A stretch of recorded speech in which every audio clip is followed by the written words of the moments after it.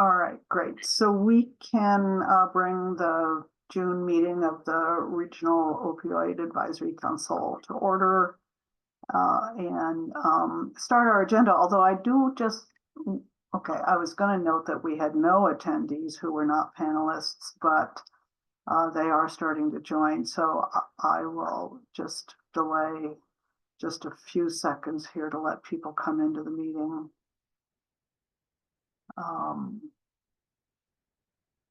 And it seems like we've got the folks with us that are going to be with us. So today is June 21st, 2024.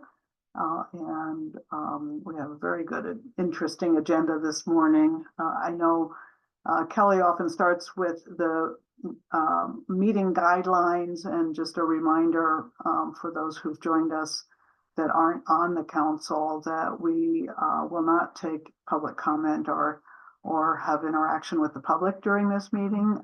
We welcome people's attendance to observe and hear the discussion, but this is not the meeting at which we take public comments. You can put comments in the chat, but they won't be part of the public record. So with that, we'll start. Kelly, I always turn it over to you. Is that what I'm going to do now to get updates? Absolutely, that works great. And I do wonder, we have a guest today. Our program spotlight will be LEAF. Lori Barton is joining us here to present. So I wonder if we want to take a moment and just do a quick round of introductions, if that fits for everyone. So I'll kick it to Lori to kick us off. Okay, so are you saying everyone there is going to introduce themselves, or I'm going to introduce myself? Well, both. Okay. We'll do it. Okay, great. Oh, but you start. Oh, sorry. I'm Sorry, Lori. I'm the executive director at LEAF. And for today, LEAF is Lions Emergency and Assistance Fund. And you're going to hear more about that in just a few minutes. I've been the executive director for about 5.5 years.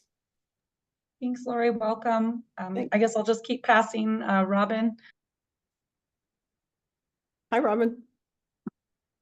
Hi, Lori. Nice to see you. I'm Robin Bohammond, Community Services Director. And Commissioner Levy? Yes, as you heard, I am County Commissioner Claire Levy. Nice to meet you. Thanks. And Harold? Harold Dominguez, City Manager in Longmont. Go to Curtis. Curtis Johnson, I'm the sheriff. Jim? It's Jim Adamsberger, Community Services Department, Strategic Initiatives Division Manager. And Tucker. Good morning, everybody. My name is Tucker Yerman. I use he, him pronouns. I'm one of the staff members supporting the opioid abatement project for Boulder County. And I'll pass it over to Indira. And Indira, I'll change your name on screen. Okay. Thank you. Good morning, everyone. Indira Gushral, she, her pronouns. I'm the Deputy Director for Public Health, sitting in for Lexi today. I'm going to turn off my video because I believe that my internet is a little unstable. Could you hear me? We can. Thanks, Indira. And I think the last one I'm seeing so far is just myself. Lori, you know me, Kelly Veit at Community Services. Tucker and I are helping to facilitate this work. So with that, I will go ahead and share my screen. Kick off our presentation for today. All right, welcome again, everyone, to our June meeting of the Boulder County Opioid Regional Council. As Commissioner Levy mentioned, just a reminder of our guidelines. This is not a public hearing. Public comments, interactions, you're welcome to put any burning comments or questions in the chat. However, they will not be entered into public record or responded to in the course of today's conversation. Our agenda for today, I have a couple updates from the state, and then I'll be passing it off to Lori, who just introduced herself with LEAF, to do a spotlight on some of the funding that they received in the last 2 years and the great work that they've been able to put into place with that funding. The bulk of our conversation will be dedicated to strategic priorities. This is a conversation we've touched on in our last 2 meetings, and we have a lot to report on and ask of the council to weigh in on and ultimately approve our slate of strategic priorities in today's conversation. And then I will be closing us out with next steps. So our first update today from the state, the Colorado Opioid Abatement Council just earlier this week released a 1-page sort of primer with accompanying slides, which I believe were sent to the council members in advance of today if you did want to look at those slides in reference. Otherwise, all of that information is housed here in this 1-pager. This is really a synthesis of both the Johns Hopkins principles, which are those principles we've talked about a few times within this space, the kind of guiding evidence base around how to make the best use of abatement investments. And what the COAC did was sort of pull those together and give advice around how to make some of those pieces of evidence really actionable for regions in their strategic planning process. So as I mentioned, this was sent ahead, so I'm not going to spend a ton of time, but I will just sort of cruise through those top recommendations. Some of them should sound familiar because of the primer that we have mentioned in this space before. Spend money to save lives. So really what they're saying here is to invest in forward-looking abatement strategies, to expand currently effective programming, and to identify appropriate staffing levels to really operationalize some of our investments. Use evidence for overdose prevention and improved health outcomes. So utilize community needs assessments or other assessments that are already underway in our regions to really build upon what we already know our region and communities need. Implement evidence-based or informed practices. Invest in community-led approaches and community-based efforts, and partner with other efforts going on at the state and local levels. Invest in cost-effective interventions along the continuum. So really, this is a call to invest across that continuum from prevention, harm reduction, treatment, and recovery, which, hold that one in mind because we're about to touch on our strategies later, which really kind of mirror that emphasis across the continuum. Review core strategies as identified by national settlements and utilize available technical assistance from the state. Focus on equity. So make sure you're incorporating the voice of individuals or communities that are most impacted in true decision-making processes. Address structural inequities to improve outcomes and really focus on reduction of stigma. Incorporate an intersectional approach to health equity. And then finally, develop a fair and transparent process for spending funding. So we know, one of our means for transparency is really having these meetings on a public basis, but also establish strong controls around your accounting so that folks know exactly where your funding is going, adopt records management and retention policies, establish transparent council operating policies, which we do, and use accrued interest on opioid funds for the approved purposes. I know I moved through this quickly and I apologize. We do have a really lofty agenda today. So if folks have any questions, feel free to chime in. And as I mentioned earlier, this was sent in advance to council members if you do want to refer back to it. Okay, and one more update from the state. So this was a feature in our June meeting of the Learning Collaborative, which, as a reminder, is the group of regional representatives across all of the settlement regions in Colorado. This was presented by the Colorado Consortium for Prescription Drug Abuse Prevention. And really, this was just to note and kind of call on regions to plug in a little bit more to ongoing statewide public awareness campaigns or prevention-based messaging that's already out there. What you see over to the right, this is just a number of active campaigns just at the state level. It is not all of them, and there's about twice as many happening at the national level as well. So really, this was a call to kind of build on these and to really make a cost-effective means of plugging into work that's already been going on.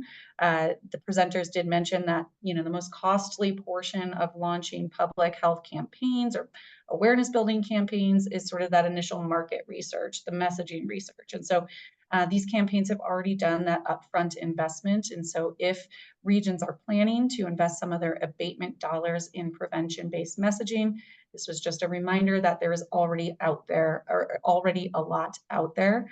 Many of these campaigns have calls for partnership and toolkits that are easily adaptable to local situations and audiences. So it just makes this all the easier for us to build upon.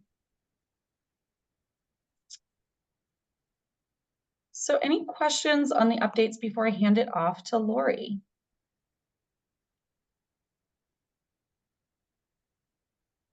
All right, I'm going to stop sharing my screen. Lori, I believe you have some slides you were going to share.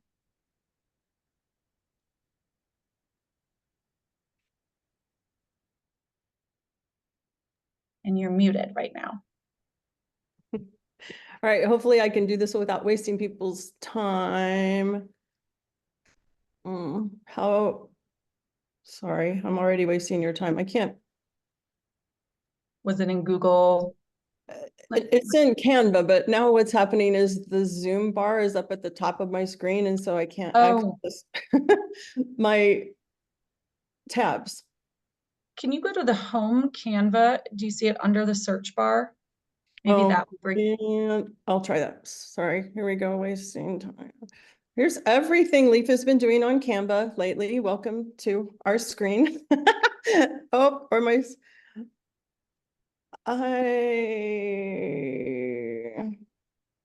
I'm feeling like an idiot already. Okay, projects.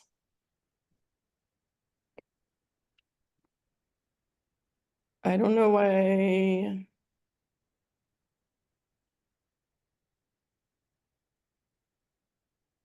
Ta-da!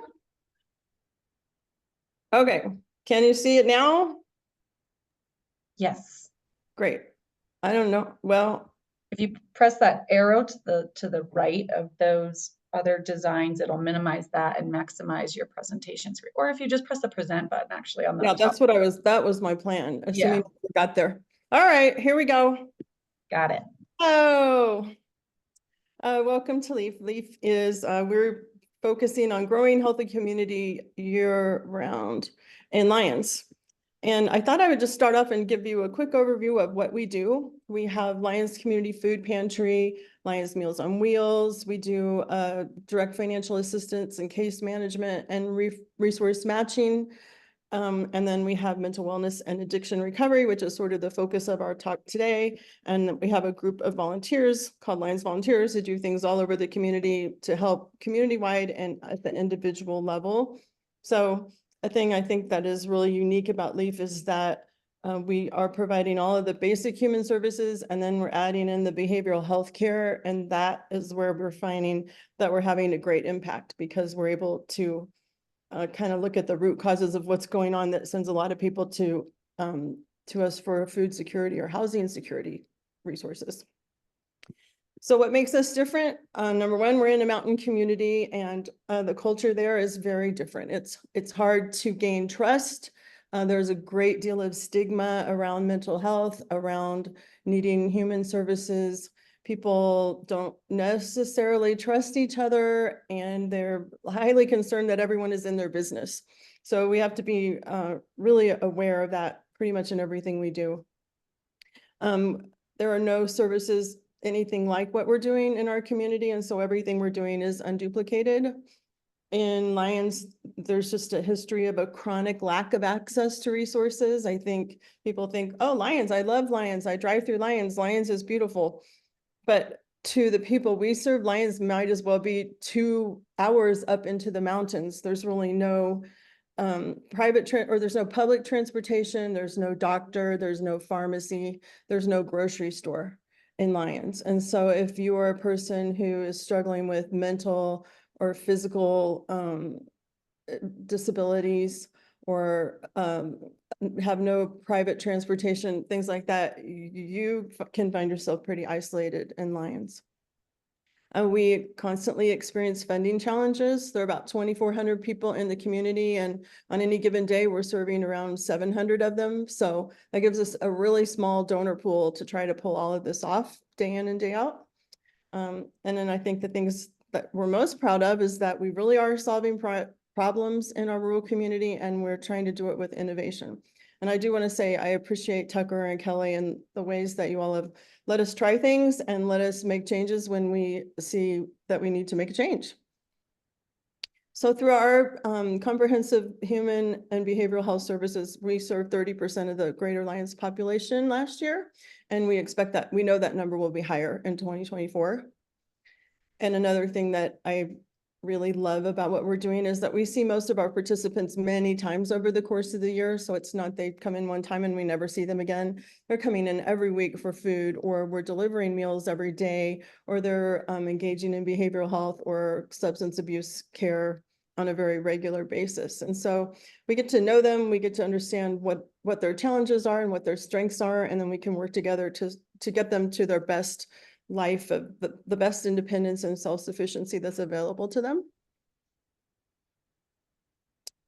Here's where I referenced that today LEAF is called Lyons Emergency and Assistance Fund, but I'm letting you all in a secret, but it has to stay a secret, okay?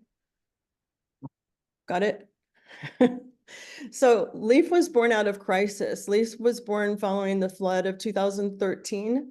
And as our community has grown and recovered, our mission and vision are shifting just in these next few weeks to better reflect the needs that we're serving and the work we're doing today. So in short order, LEAF will become Lyons Elevating All Fund. And our new mission statement is this, this first line here: we'll offer resources to grow health and well-being in the Greater Lyons community. And we're introducing a vision statement, which is we envision a resilient and healthy community where everyone can grow and thrive. So these statements are pretty much driving everything we're doing these days. And our focus is very much on well-being and resiliency and helping people get as independent as is possible for them. And now I'll shift gears a little bit. I know I have to go very fast, and so I am going very fast. Let's talk about what we're doing in the area of behavioral health care in Lyons. Shortly after I came to the organization in 2019, I realized there was no behavioral health or substance abuse care available to people in the Greater Lyons area. And so what that looked like was the people who most needed help, the ones who were struggling with mental illness or substance abuse or all kinds of things that held them back and resulted in co-occurring conditions and crises in their life. They didn't have any way to address those.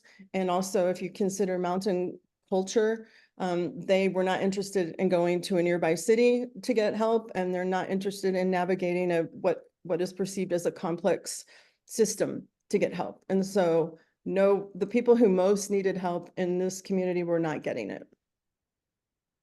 And as luck would have it, I met a person who was new to the community, and she happened to be an LPC, and she wanted to invest in Lyons. And actually she had owned a home for many, many years, but she had just moved to the community full time. And her name is Cherie Moreau. And so she and I kicked off mental wellness and addiction recovery in Lyons in 2019. And these days we're mostly, well, not we, Cherie with a host of supporters is offering trauma-based or trauma-informed counseling. She can do EMDR. She does somatic approach to counseling. She's an LAC, so she does all of our addiction or most of our addiction substance abuse work. She does DBT and CBT, and we have lots of groups going on at any time, lots of individual services, lots of outreach and education. And then just in the last 6 months or so, a great deal of response around the suicide crisis that has been affecting the Lyons community for the last year or two. So our goals with this program are that we help individuals gain stability, independence, and resilience, and we come together to support one another in times of need. Challenges that are affecting our mental wellness and addiction recovery work. Again, mountain community culture, it's hard to build trust. People are looking over their shoulders to see who's watching them and what they're thinking and what they're talking about. There's a great deal of stigma around mental health and around substance abuse and addiction. It takes a lot of time to build trust. There's not currently any medical or pharmacy service in Lyons. There's a lack of public transportation to get to other services. Our current location is a challenge. It's right on Main Street in Lyons, and feedback we have had is people don't want to be seen walking down Main Street and turning into the little white church in Lyons because Everyone will know they're there because they're having an addiction problem, or they're needing mental health care, or they need food. And those are serious barriers right now. We have limited resources. We always have limited resources. Again, our donor pool is small. The town of Lyons is small. And while they consider us to be their human services department, they're not able to provide any financial support for that. And so we're always just scrambling to make it happen. At this point, I'm the only full-time employee. Cherie works 30 hours. We've got about 20 hours of admin support, and we have about 200 volunteers who pour themselves into making our community a healthier place by through what we're doing at Leaf. The big concern in Lyons is that there's a lack of crisis services. And so it's pretty common for me to get a call, at 10 o'clock on a Saturday night that someone has a firearm and is affected by a substance and waving it around, and can I go up the canyon and do something? No, I can't. So those are the things that we deal with pretty much on a very regular basis.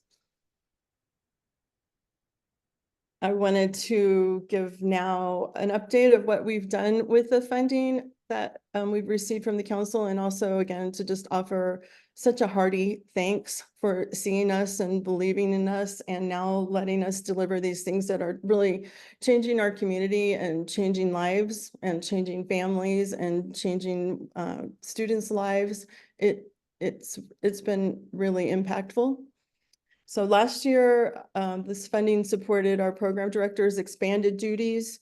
We hired a new staff clinician, and she was also in LAC.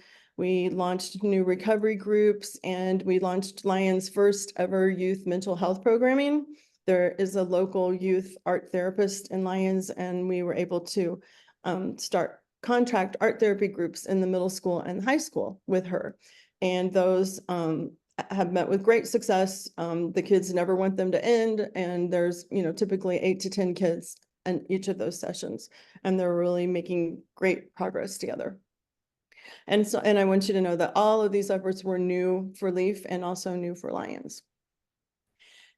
This year, we learned a lot last year, and we've made some strategic changes in our use of this funding. And again, I thank staff for making this possible for us.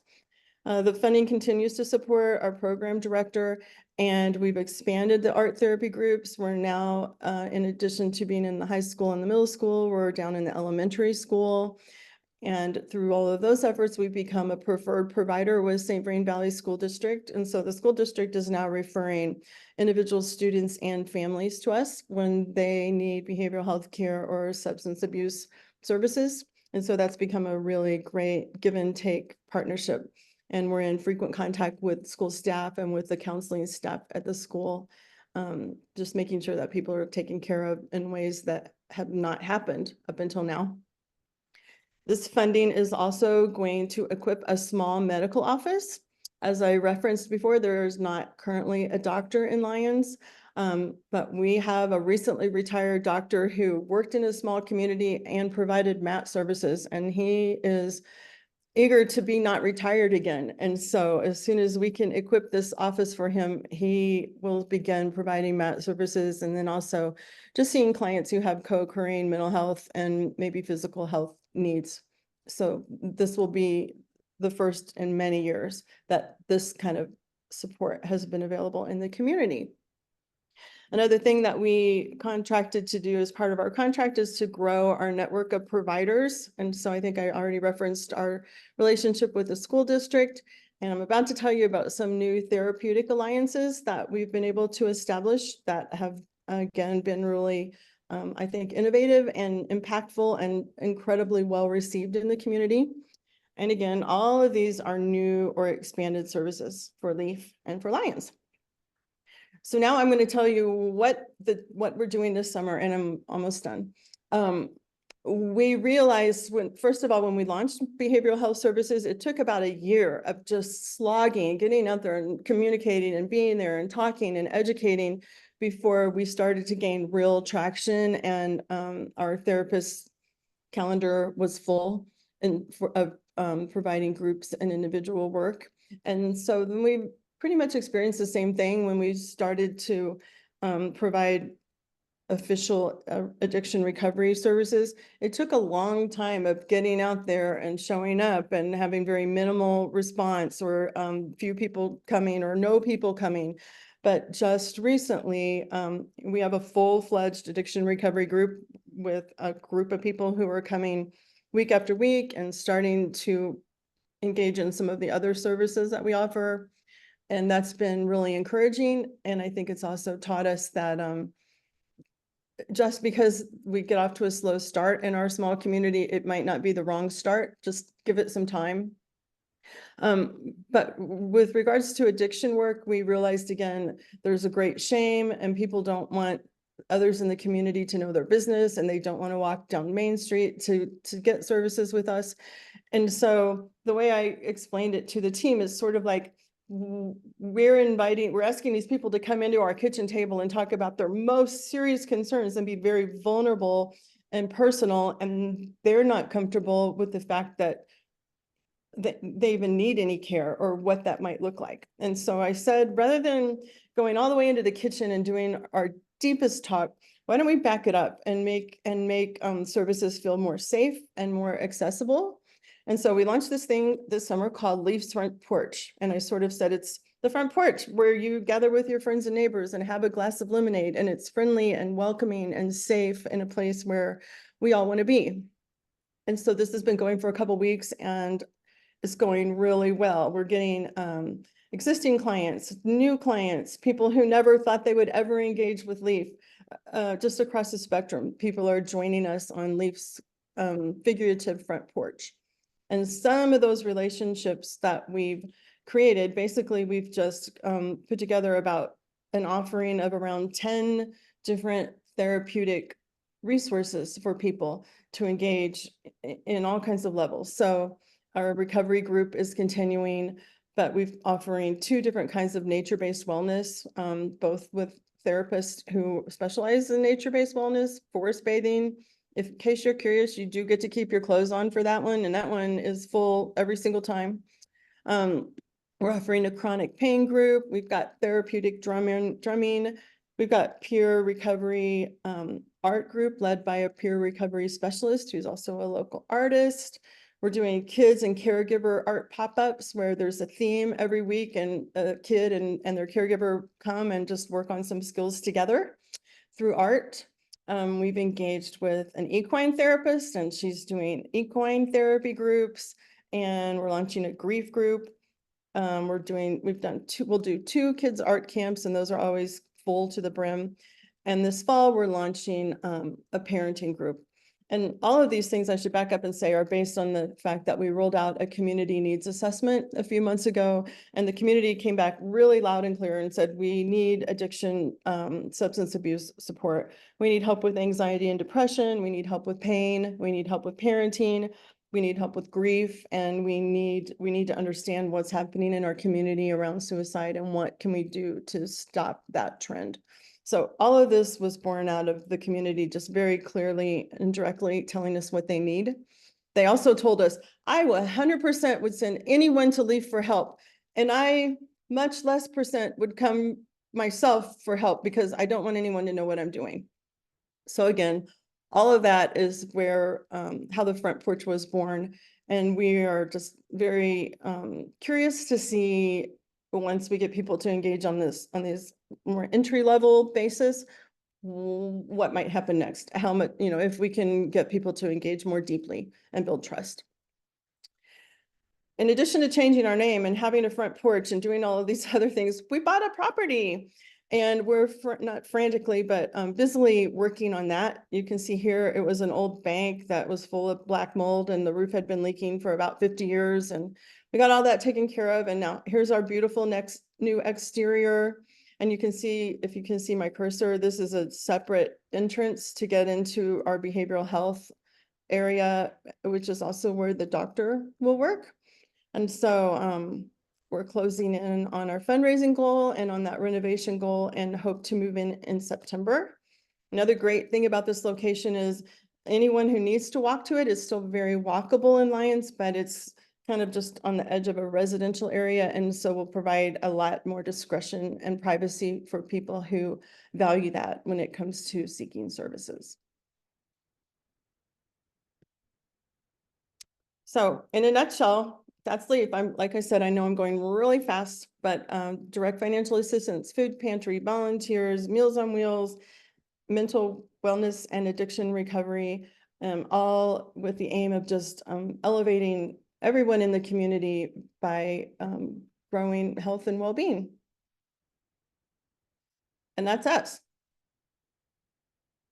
How did I do on my speed? You did great. Thank you. Are there any questions for Lori? Or comments? I have a question. Lori, that was amazing. It was fantastic. And I am recalling that Boulder County provided some funding around some crisis services to respond to the elevated number of suicides that you were experiencing. And I'm just wondering about that service and many of the other ones that you described, given your small community. Are the providers generally coming in from outside the community? My understanding, and I wasn't highly involved in that, but I think there was some deep discussion in Boulder County about providing support for those services, but that did not come to pass. And so we didn't get funding from the county for that. Okay, I thought that we had provided some funding. I apologize. Yeah, that's okay. At the end of the day, the town of Lyons did provide some funding, so that's great. We're partnering with the town of Lyons, at least for this situation. And then was your question or well, it's around, where are your providers coming from? How are you able to provide services from such a small population base? Yeah, well, the amazing thing is every one of those ones that I shared with you from our front porch are Lyons-based individuals. And so, I mean, we have been for years just pounding the pavement, finding these people, coming out of, basically drawing them out of the woodwork to engage with us. Many of them provide services sort of for people who are able to pay with cash. And obviously that's none of LEAF's clients, none of the 1/3 of the population that we're serving. And so with this funding and the funding that we had from ARPA, we're able to partner and use all of these providers as contractors. So these services that have been completely inaccessible to so many people in Lyons are now accessible to everyone. Fantastic. And then if I could, just one more question, just generally on your funding sources, foundations, individual donors, aside from ARPA and the Opioid Council. Yeah, the funders that are making it happen, the funder that is making it happen for us right now is Boulder County. It's ARPA and it's this opioid funding, and then we have some safety net funding also. It's been a challenging 2 years because COVID, and we are finding we're running this capital campaign, and so we are experiencing people are choosing, well, do we help make a building or do we help keep going? And so basically we're coming up a little short in both, but people are giving to both. I think we are experiencing what a lot of other organizations are experiencing, where individual giving is tough right now. Foundation giving is fairly strong, but we would absolutely not be standing if it wasn't for Boulder County. I will say one other clinician situation. We hear from about half the people in the community. They love having a female clinician and they love that she lives in Lyons. And then we hear from some people, I would like someone who's not a female, who does not live in Lyons, that I am not going to run into at Mojo. And so we actually just engaged with a male therapist who lives in North Boulder and is eager to just come provide contract services with us. And he's also an LAC. And so, I mean, it's amazing to me how we've been able to expand the suite of what we can offer to meet the needs, which are the needs that the community has very clearly shared with us. Great, thanks. Thank you, Lori. And I saw a chat question pop up, but then I did not. Oh, from Indira, just wondering how many students are being referred from St. Vrain Valley? So the partnership became official maybe in February or March. Formal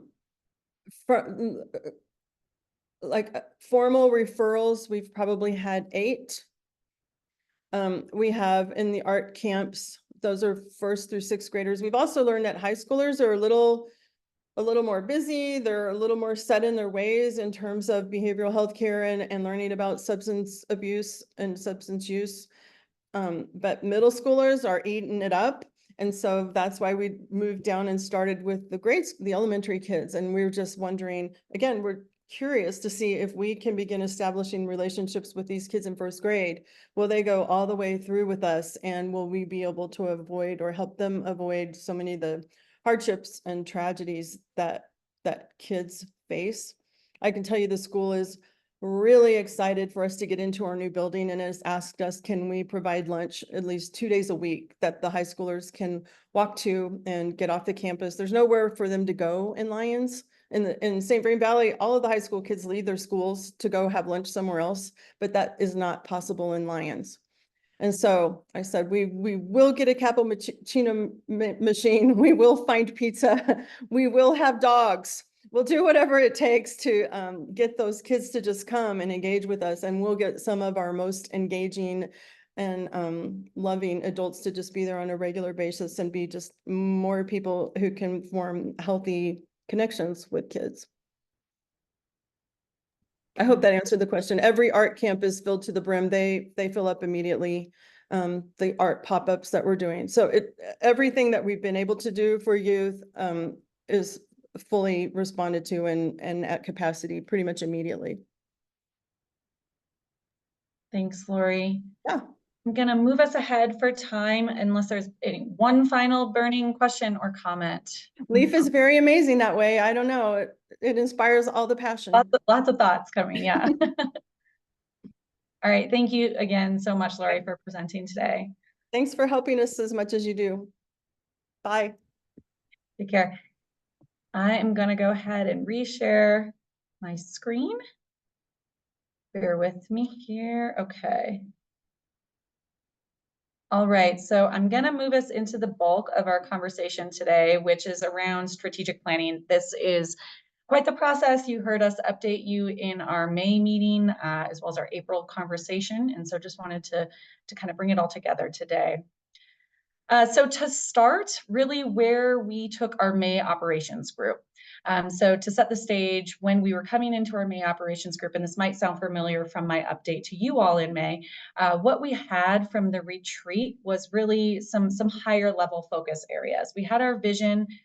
We knew that we had some key focus areas, but we didn't really have the idea of what we wanted to fund, and most importantly, what we actually wanted to achieve. So it seemed like we had some pieces of the puzzle, but not all of it.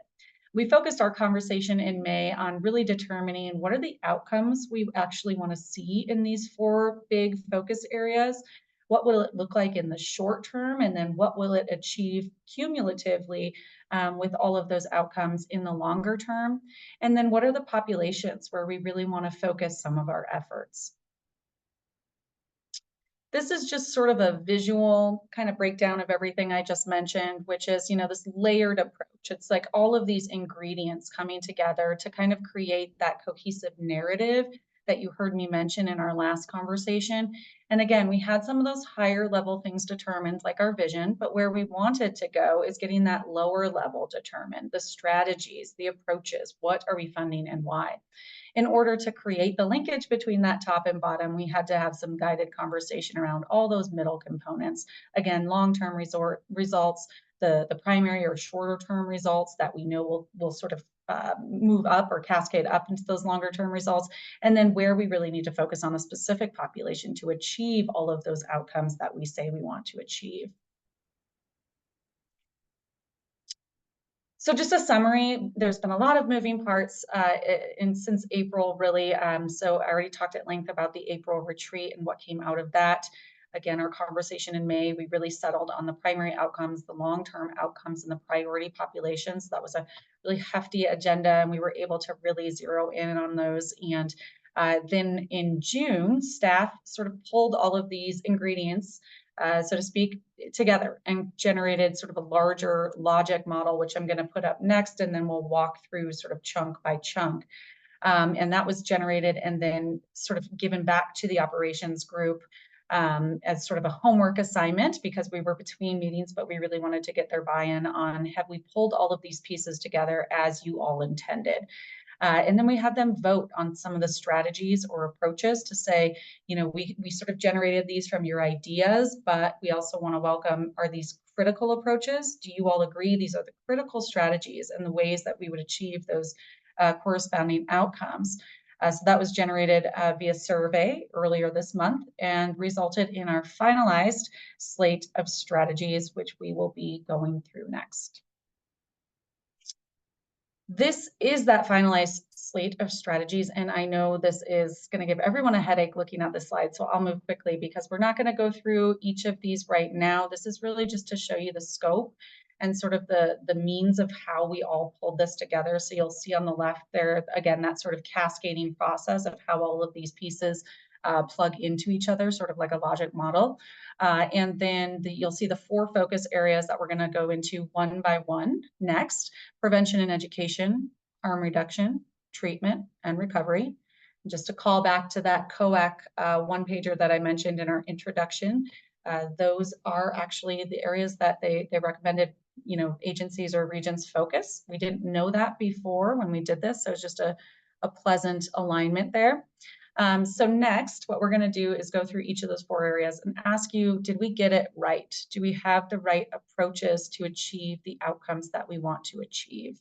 And hopefully by the end of this conversation, we have this set of strategies approved by the council. All right, so starting with that top row on the logic model that I just showed, the vision. Boulder County region envisions a future in which the community's quality of life is increased, the number of deaths by overdose is decreased, and a full spectrum of culturally responsive substance use and misuse services are available without stigma. Our idea of what that will look like in our community-wide measures of success, so sort of those longer-term outcomes taken together collectively, is that there will be a reduction in drug-related deaths, there will be fewer substance-related overdoses, there will be fewer youth reporting substance use and or a later onset of substance use, there will be an increase in culturally respective non-Western model services, there will be an increase in services offered in languages other than English, and there will be more community members accessing services across the entire continuum. And I know I'm moving fast, so please tell me to pause if there's any questions along the way. So this is that next level down in that gigantic logic model, but you can see sort of the preceding level shaded up to the left for reference.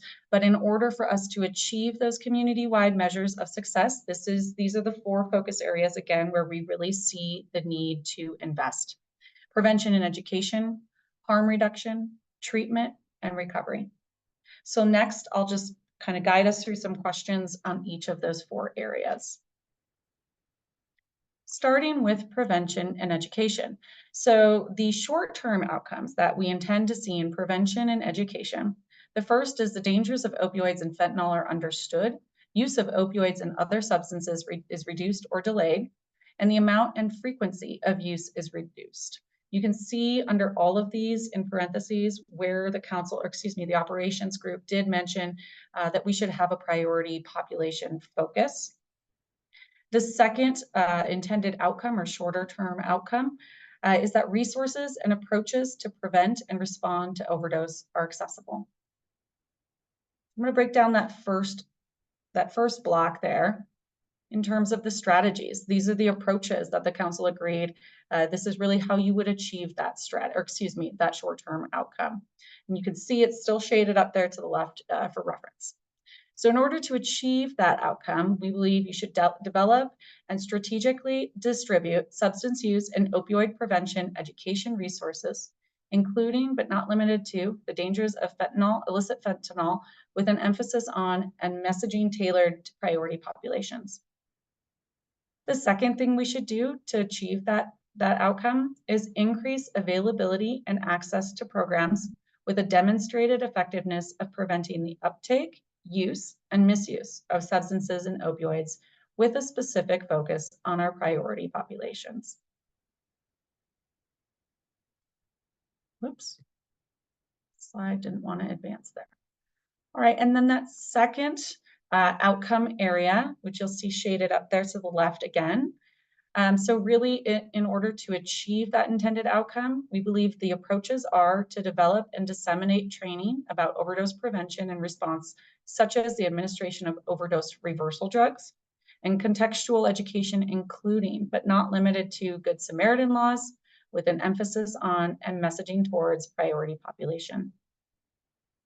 Additionally, we think that we should develop and disseminate training about OD prevention and response, such as the administration of overdose reversal drugs, and contextual education, including but not limited to Good Samaritan laws, with an emphasis on and messaging tailored to first responders, medical professionals, school staffs, and other frontline professionals.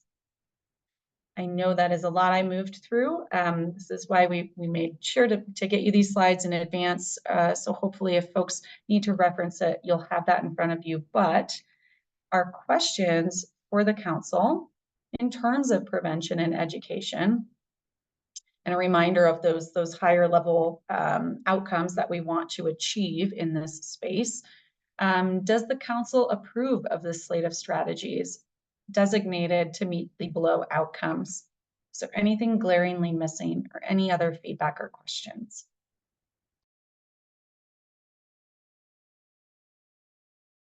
I see a hand up, but it didn't show me who.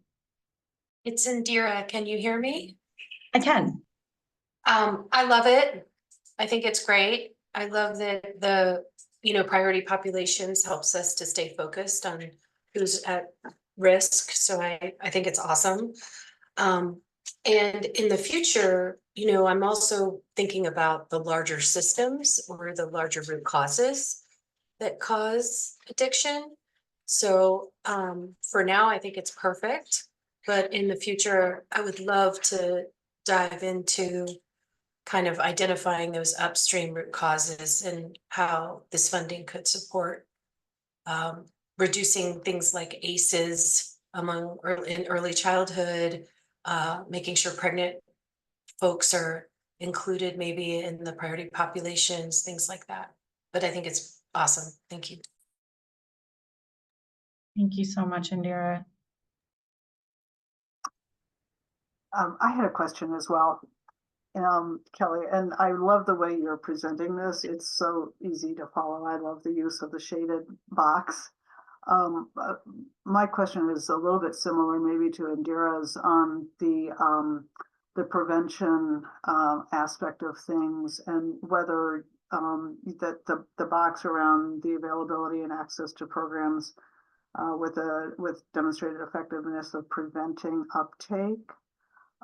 Does that include, or does that ultimately envision funding organizations that promote pro-social behaviors, natural highs, those kinds of organizations? Would that be encompassed in this approach?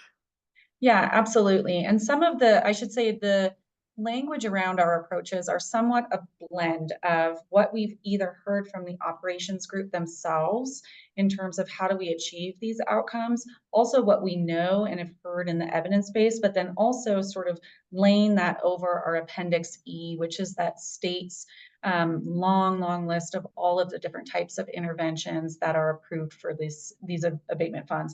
And so some of that language is sort of blended from what we know we can do with the funding and what we want to do. And yes, absolutely, those types of programs would fall within that ability to fund. And I see Tucker's unmuted if you want to chime in.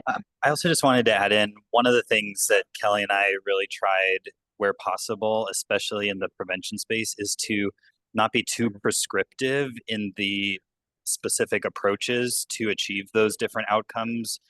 Or the approach itself. And that way as we open community-wide funding opportunities, different programs would be able to apply especially some of the more culturally and linguistically appropriate organizations to say, this is how we would do it for our population.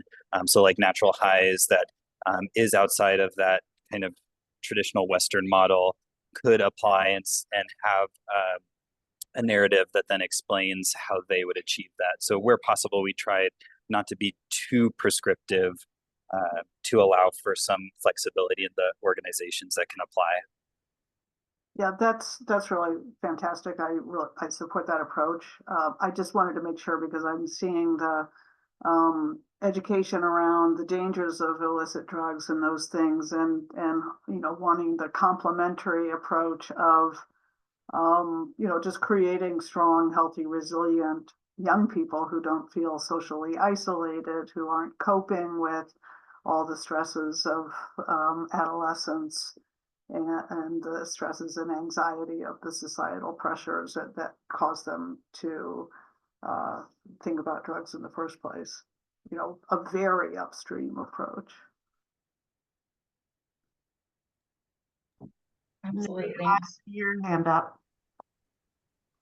Yeah, actually, Tucker, I just appreciate so much your comment about not being prescriptive, because that was I think it all looks great too. And I am usually one for simplicity. So I love when I see accessible, I don't think it needs to change at all. And my thought was, I presume that when you use the term accessible, it is in its broadest sense of the word, that it is in terms of linguistically accessible, culturally accessible, that you're thinking about youth when you're thinking about resources and approaches, that it hits all age groups, right? That when I see the singular word accessible, that it thinks about such a variety of ways in which people approach and receive information and resources, that is not that prescriptive, and presume that goes into that one little word, because people receive information and resources in different ways. But we don't have to spell it out, because if not, it defeats the purpose of trying to be pithy and short. No, that's a great point. And it is one that's come up with our operations group quite a bit.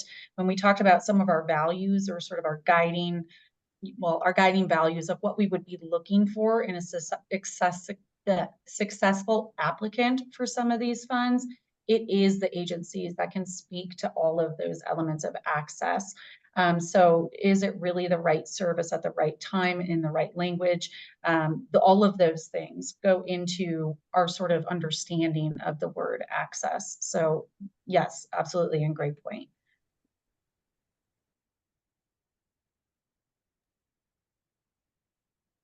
Do we feel the council is able to approve the slate of strategies just presented in the prevention and education bucket, so to speak? How would you like us to express that? Are you looking for I'm something seeing like some thumbs up, and I think that's probably good, but I don't know, Robin, right. maybe that's a you question. Thumbs up. Okay, I'm going to move us forward. We'll go through the same process for the other three. So in the harm reduction sort of bucket, there's one particular process outcome intended in the short term. Harm reduction services are easily accessible, and substance use occurs under safer conditions. You can see in the parentheses any area that we wanted to emphasize this for a particular population. So 4 main approaches or strategies for how we would achieve this goal. Again, that outcome. Again, that outcome is shaded up in the upper left for reference. We would be providing training in harm reduction strategies to priority populations, healthcare providers, students, peers, treatment and recovery professionals, and those who provide care to people who use drugs. We would be increasing capacity of and access to peer supports, case management, resource navigation, and other efforts to increase connection to care for harm reduction program recipients. We would be increasing access to and support the distribution of harm reduction supplies and services, including syringe exchange, fentanyl test strips, and other controlled substances or analogs for potentially dangerous adulterants. We would be increasing the availability and access to naloxone with a specific focus on our priority populations. So I'll just pause and let everyone take in that slate of those harm reduction strategies. And then the same questions for our harm reduction approaches. I saw a hand go up. I believe it was Harold. Yeah, on that piece, this is just more kind of what I'm hearing from my local folks and the community is the distribution of the supplies and services in terms of, you know, we're starting to see a lot of areas within our community where we're finding those in our parks and other situations. And so how are we going to work with folks in terms of how they utilize those, where they utilize those, and the broader community impact on that, just because, you know, that is a nuance that we're seeing and also hearing it from our public safety staff in terms of when they're dealing with folks in the open, they're showing them, hey, here's this card, this is where we're getting it from. So it's really a tension point within the community.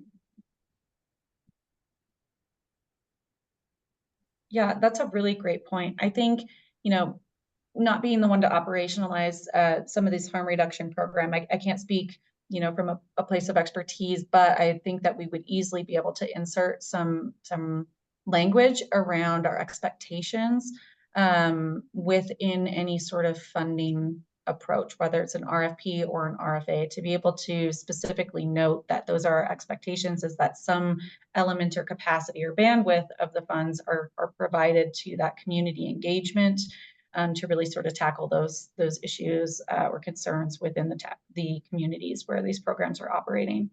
Okay.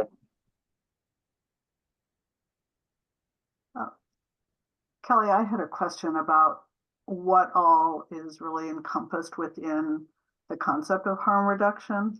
And, you know, I think of it as reducing the harm associated with the use or abuse of drugs, you know, such as what's addressed by needle exchanges and fentanyl test strips and things like that. But I'm wondering whether, like, you know, educating or testing for hepatitis, other sorts of things that might go along with substance abuse, substance misuse, you know, cardio complications, things like that, you know, offering screening, testing for other sorts of illnesses would be appropriate. Yeah, so you're absolutely on point. It's reducing harm to self or others due to addiction.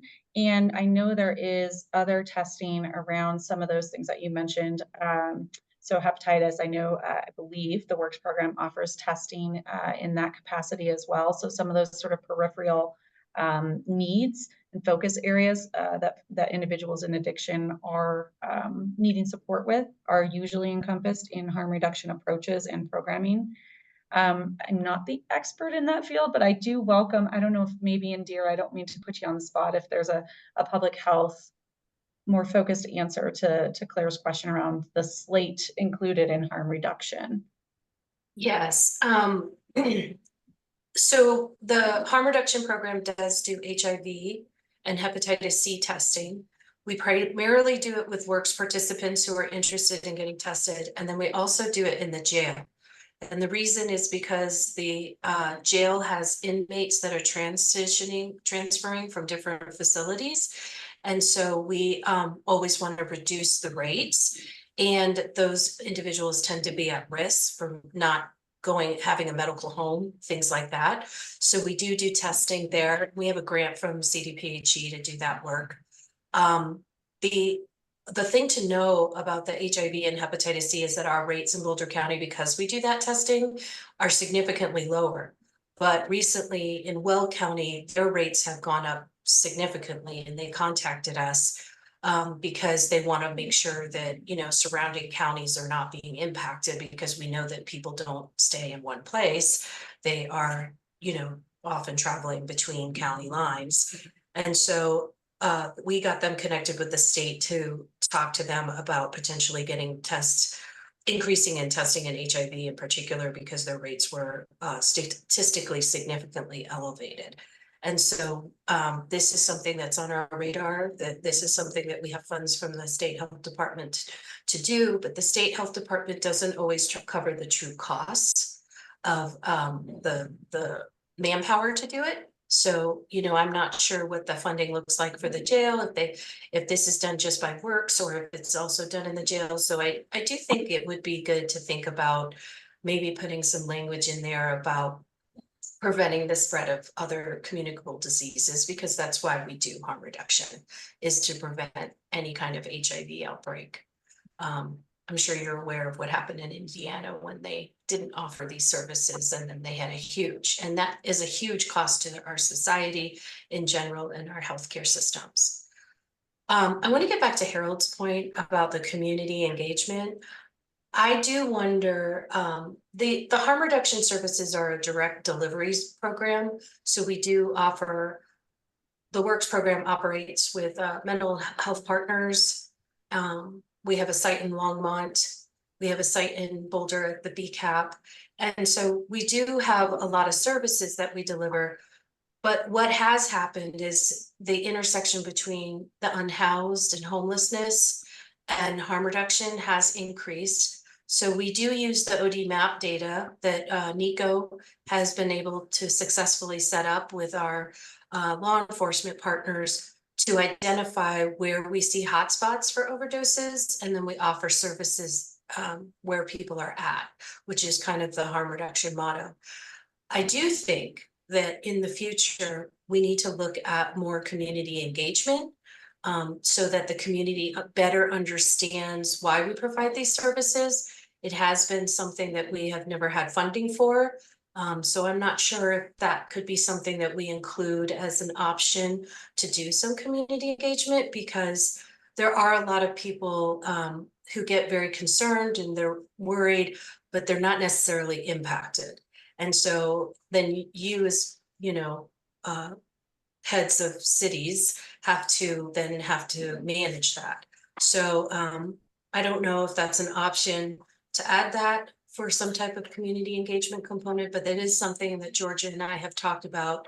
And unfortunately, the funding that comes from the state is mostly about direct services. So any kind of opioid litigation dollars that could be helped to support the community's understanding of addiction, I think would be helpful. And I don't know if that belongs in this one or in prevention. I'm not sure, but just wanted to share that perspective. Thank you, Indira. And I think to that important point, you know, I go back to what we still are able to kind of package in terms of our funding mechanisms. So having, you know, these requirements around community engagement and earmarking some funds that, you know, harm reduction programs might be applying for, making sure that they're earmarking those for some level of community engagement and sort of a joint tackling of unintended impacts. I think that's totally manageable. So thank you.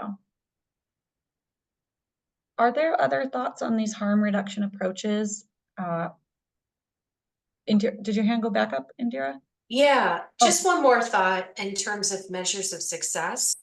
You know, a measure of success in this area might be looking at our HIV rates and our hepatitis C rates,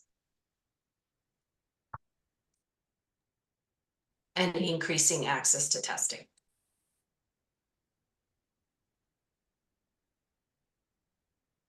I'll ask if the council has any other kind of glaring concerns, anything missing, and if not, do we approve of those slate of harm reduction approaches with some of these changes that we've mentioned being able to fold into how we would package this as a funding agreement? I see a thumbs up. Couple thumbs up. Perfect. Okay. All right. Our third general bucket is treatment. We've got a lot in this space. So we have two main outcomes, intended outcomes.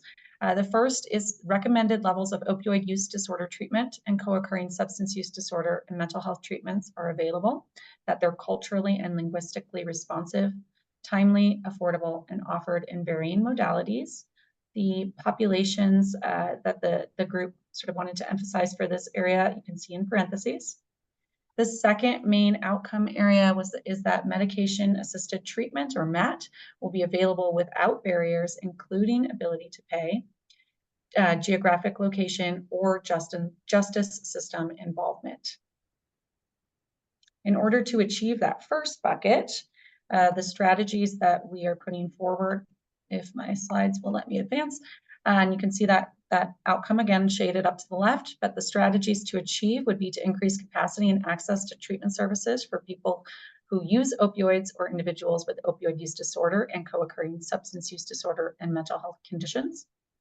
Support stigma reduction efforts and support people who use opioids or individuals with OUD and any co-occurring substance use disorder with mental health conditions. Move my Zoom bar here.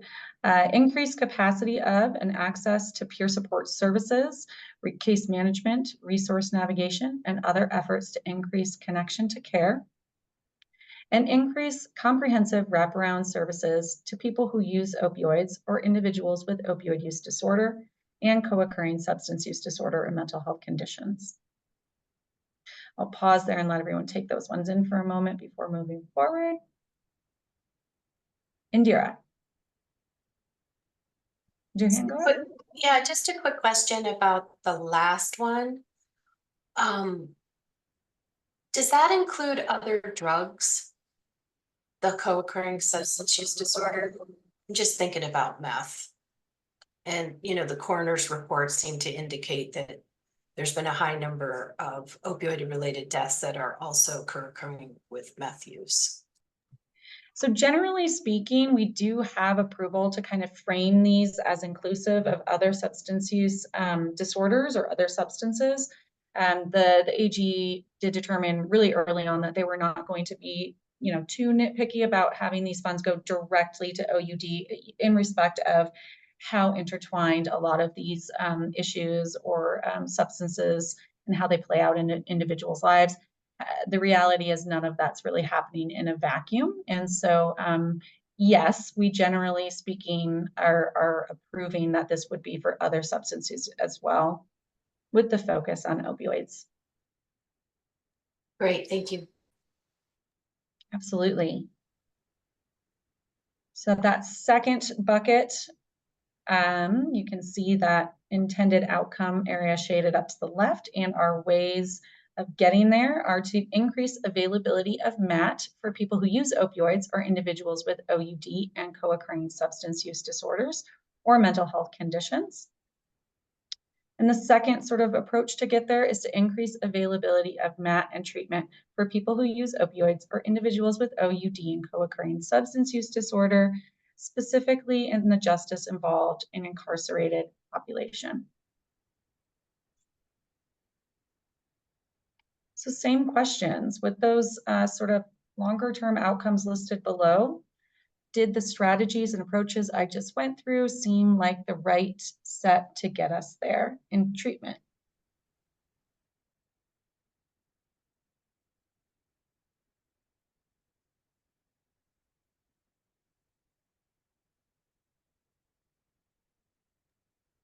Is anything glaringly omitted or questions about any of those strategies presented? Kelly, similar to Neria's original comment, I appreciate that you took a really broad area and made it concise without overly prescriptive. And we know we'll be making individual funding decisions based on how people apply. But I think this gives the right bucket for those applications that then we can review and discern whether they're the right approaches. So again, I really appreciate your approach and the ops team's approach to this. Absolutely, thank you. There was a lot of conversation about, you know, what's the right level of sort of that prescriptive touch. And so a lot of work in the ops group kind of went into making sure that we were doing this right, and how we translate that to the correct funding stream. That's how I'll sort of close us out today, is to give you a snapshot of that. But really making sure that the areas we do need to be more technical or prescriptive, that those are reflected in a traditional request for proposal, whereas areas that are less prescriptive and more open, and we want to achieve more by the respondents themselves saying how they would achieve something, that would be like a request for application with a broader scope. So I guess I just gave that closing away, spoiler alert. But all right, so any objections, or do we approve of this slate of recommended strategies and treatment? See Sheriff Johnson, thumbs up, great, wonderful. Okay, last bucket, everyone, yay, okay. So our final sort of bucket of intended funding is around recovery. You can see our short-term process outcome in that shorter arc of time is to support is available and accessible for individuals in recovery from substance use and related mental health conditions, and those in their lives as well, in order to improve their health and wellness, live a self-directed life, and strive to reach their full potential. The ways that we would propose achieving that objective are to increase the number and capacity of high-quality evidence-based recovery programs, including culturally responsive and linguistically appropriate services, to increase the capacity of and access to peer support services, case management, navigation, and other efforts to increase connection to care for individuals in recovery from OUD and co-recurring substance use disorder and mental health conditions. The third way to approach this would be to increase comprehensive wraparound services to individuals in recovery from OUD and any related co-occurring substance use disorder or mental health condition.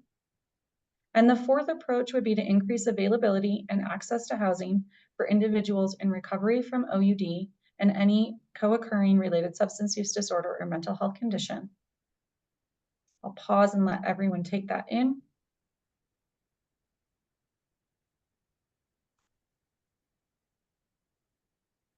And then our final set of questions. Any questions, comments, anything missing from this slate to achieve that outcome that you see bulleted below? Kelly, in those last few strategies, I'm assuming, and I know we've talked about this before, but I just wanted to underline it for myself, that the opioid funds are available for things like housing. Or For more. supportive housing. Okay. Yeah, so for supportive and recovery housing, they are. In fact, some of this language was, I think, Tucker, correct me if I'm wrong, but this is the space we did pull most of the language directly from the Exhibit E of approved uses. So it sounds like as long as there's a direct line to recovery, then we can include these broader social determinants of health. Not necessarily directly tied to recovery. I think the tie, and I'm just looking at the language in Exhibit E right now, housing can be included as part of comprehensive wraparound services. Doesn't necessarily have to be tied to a recovery component. It could be also tied in some of the treatment areas. So there is a number of different approved uses that include housing for people struggling with opioid use. I will say this is one of the areas we blended a bit of what's in that approved purpose as with the feedback from the operations group. And there was a lot of conversation around housing. And if we're going to make the most use of these funds, considering it is a smaller pot of dollars, the operations group did say, you know, let's minimize our scope, or I shouldn't say minimize, let's sort of tailor that scope if we are talking about housing to kind of make that clearer distinction. But to your point, Robin, it's not necessarily super guided by the state. A little bit more of that guidance has come from our advisory group.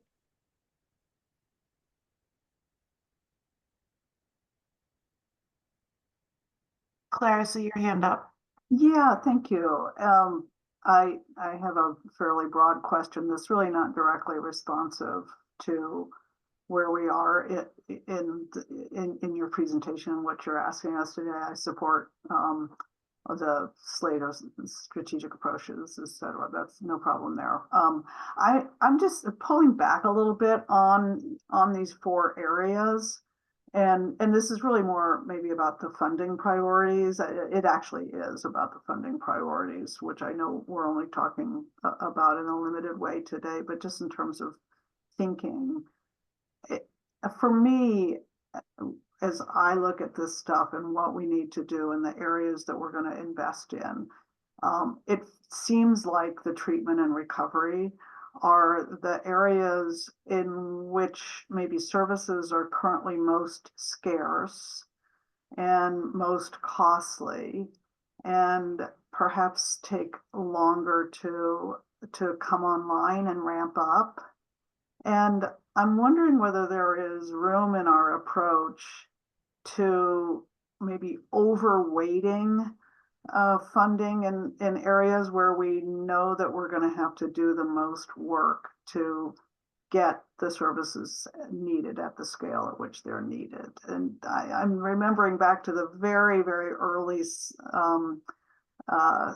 conversations we were having about how we did want to weight the importance of different areas, but it just seems to me as somebody, in this space, that some of this, there are some things that are just much easier to do because we know how to do it and we've been doing it. Some of the harm reduction, some of the education and prevention work. So it's just a thought to put out there. This isn't the time to have the conversation, but I'm hoping we'll be able to talk about that. That's a great point, Commissioner Levy. I think, when you look at the dollar amounts, it's not apples to oranges in terms of what you need, how you can spend those dollars across these various areas.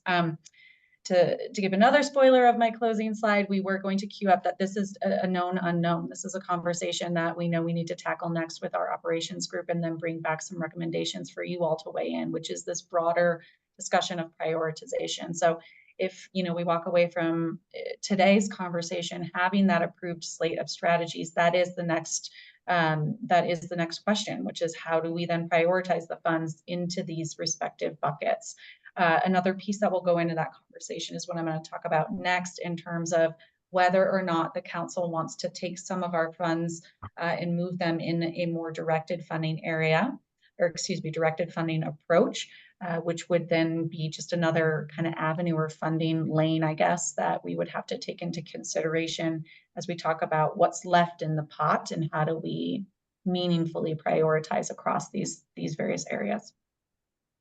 So thank you. Yeah. Ellie, this is Indira. I just have a couple comments too. So Commissioner Levy, I put a very similar question into the chat asking for the funding breakdowns of each of these buckets, because I was also curious, because this is a lot of work, and the money is not going to go as far as we'd like it to go with all the work that we need to do.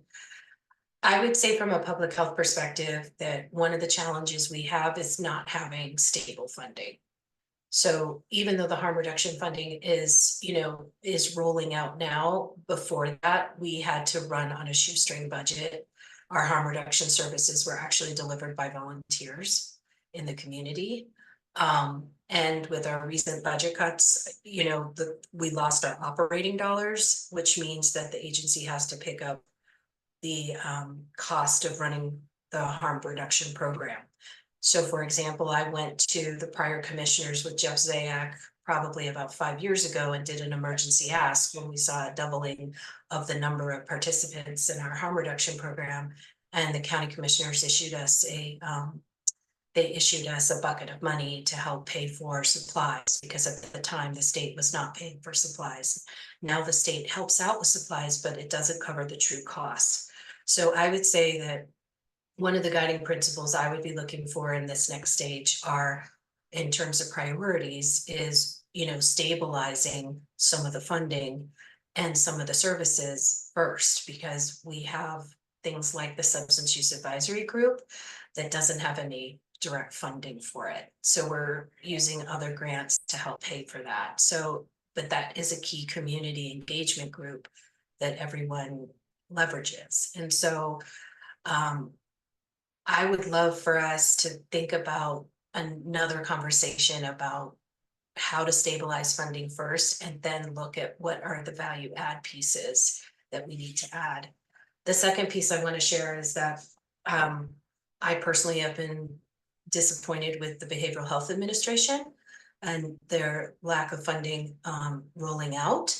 And so I'm hoping, I've been waiting for a long time for the Behavioral Health Administration to maybe start rolling out some funding, but we just haven't seen it. And so as a result, we don't get a lot of dollars in the prevention space. The harm reduction space does have more state grant dollars that help fund it. And I think it would be good to go back to the operating group and kind of take an assessment of what they see as the percentages that we might need. So we may need, you know, a smaller percentage in one area, but a higher percentage in another because there just aren't funding. And I agree, treatment and recovery, you know, because the state doesn't invest in treatment and recovery, you know, we're really seeing that as a high need. But I don't know that we should philosophically put all our resources in those buckets. So I just wanted to share a perspective for public health, having done this job for a long time. Absolutely. Thank you, Indira. Are there other questions or comments, or do we have approval generally on the slate of recovery strategies, knowing that, again, the kind of funding prioritization is a known unknown that we are tackling next? I think just to help you get past this one, let's vote on this because I know we got a lot to go on the funding piece. We do have a couple more items still, yes. Thank you. All right, so our last major topic today is directed funding. This is a conversation we have touched on in this space before, or just sort of to kind of cue up where we're at. The understanding is, or the general thinking, I should say, is that if we have some programs or interventions that are already being funded and they meet our expressed strategic priorities, now that we've sort of approved what that slate should look like, under what circumstances, if any, would it make the most sense to offer them continuation funding? I'm about to outline two proposed approaches and their respective financial implications, but also just want to outline some of the implications that this council did reflect on as this conversation came up earlier in the year, which is, of course, any funds that we sort of take off the top, so to speak, to direct to any programs that makes the pot of dollars for competitive bids or other community-led processes smaller. So the council did express some hesitancy and threw out some original ideas around if we did directed funding, we just want to make sure it's a really meaningful process. We might also want to have some sort of controls on it, like potentially a cap on how much we did offer via directed funding. So that said, our first of the two approaches is what I kind of call the only game in town approach. So this is our thinking that if we have a currently funded program that aligns with one or more of our newly adopted approaches, and it's really the only known program that's delivering that intervention, then it would potentially make sense to continue their funding rather than have them go through a competitive process if there aren't really any known competitors. So at this first glance of our currently funded programs, that would really highlight the jail-based treatment programming, and that would put aside to continue their funding an estimated total of $408,000. And Tucker, actually, did you put in the chat the figures of our, oh, perfect, sorry, I should have paused there. So I also wanted to put in the chat our sort of totals of what we're working with as a reference point so that you know, if these are the dollars that are coming off the top to go towards our directed funding lane, what would that leave us with? I apologize, I'm moving pretty quickly. I'm going to go to the second approach and then ask the council to weigh in. The second approach would incorporate that same indicator that we had in the last one, but it would also take into account if there is an organization that we're already funding that is serving an identified priority population or geographic region, and are really one of the only agencies providing services to that population or region. So we think about, this would be inclusive again of that jail-based treatment programming, really from that first indicator, but this might also then include some of our mountain region medication-assisted treatment or harm reduction program, and some of our current county harm reduction programming that has the broadest reach and really is starting to station itself up in some of those priority geographic regions. The financial implication there would be much greater. 823,000 would be, and again, these are estimates, would be earmarked to some of these currently funded programs that meet that criteria. So questions for the council, just which, if either of these scenarios, do you prefer to offer directed or continuation funding? Did we miss any critical indicator or criteria that we would want to consider in directing funds? And are there other items that we might want to include as we develop a directed funding approach to ensure there's some sort of checks or balances on it, and make sure it's an equitable process? For example, having more consistent reviews of any direct funded program to ensure that they are still meeting the approved criteria. Just pause and see any thoughts.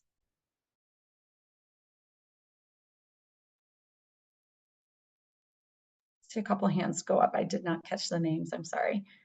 Disappears off my screen very quickly. It's like Nuria and then Harold.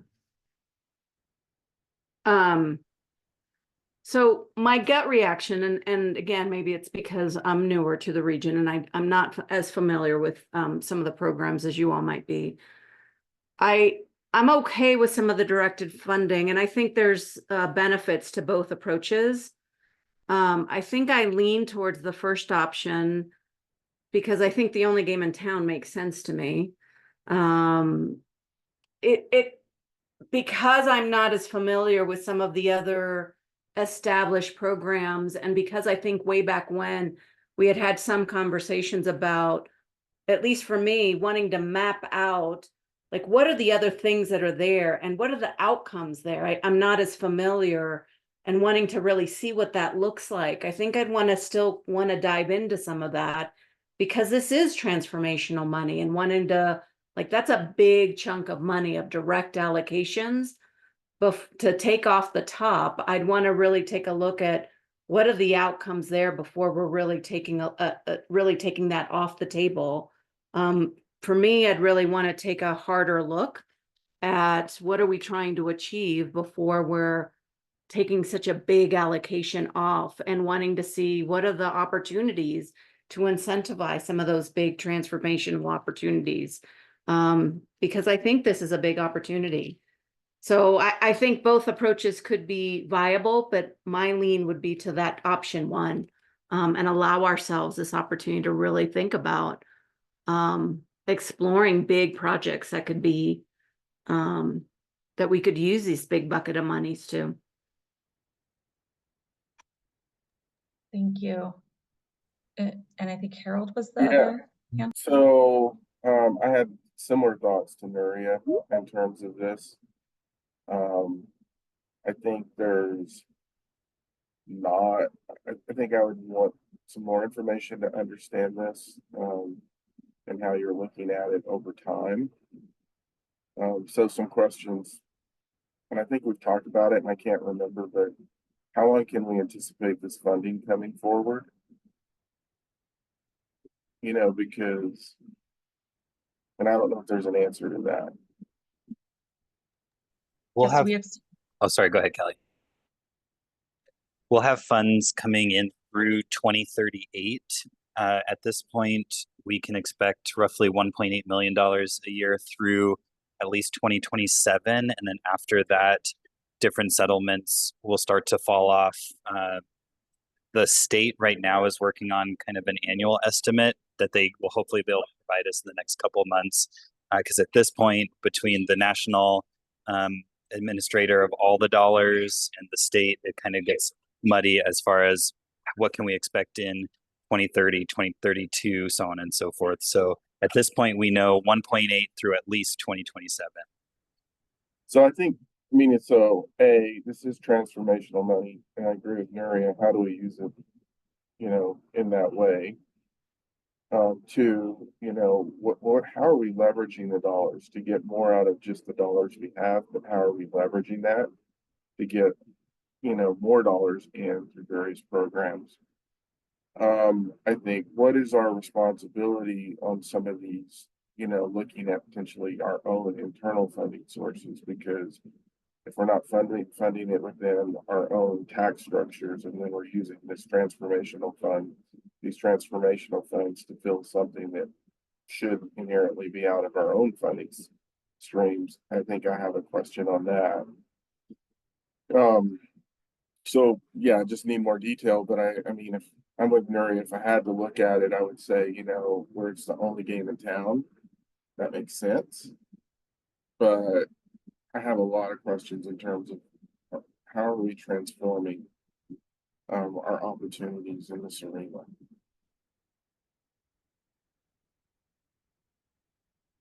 And then at the end of the day, what are we going to do when the funds aren't there? What's the plan to continue it? Because otherwise we're just setting ourselves up for a different problem down the road. Claire, I think you're next, and then Indira, and I also want to acknowledge the time. And Oh, goodness. we need to put this on as an priority agenda item for next month's meeting. With that, I can probably save my comments for the most part. I agree with the way Nuria has framed it up. I would hate to have for us to have such a large proportion of the funds that we have available already dedicated, and we may be over investing in an area. And this feeds into my previous question or point that I was trying to make around the fact that some services are just more expensive and are going to take more investment. But I could see shifting this in the future for the sake of stability. Once we really get full investment in the full suite of services and programs that we want to have, we may decide that we want to do have a smaller percentage of it go through competitive processes in the future so that we can provide that stability. But I think right now we're really still trying to surface what is the landscape of programs that might be out there that we might be able to fund and bring forward. I think having fewer dedicated funds would be better.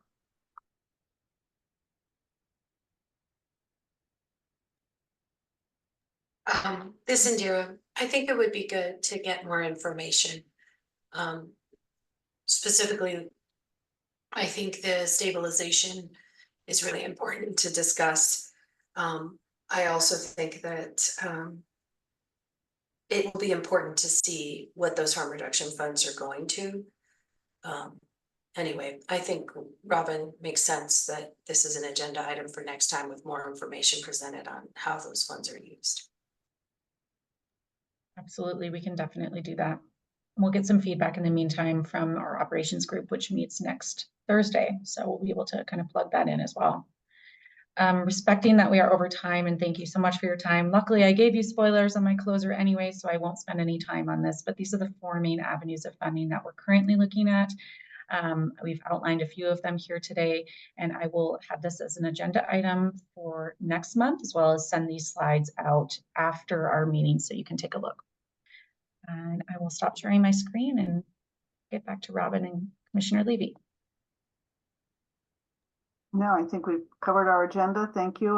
There was a lot of material. I appreciate everybody's input, and we are over time. I apologize for not watching that more closely. I have nothing further. Anyone else? Okay. All right. Well, then we'll Thank you, everyone. see you next time. All right. Bye-bye.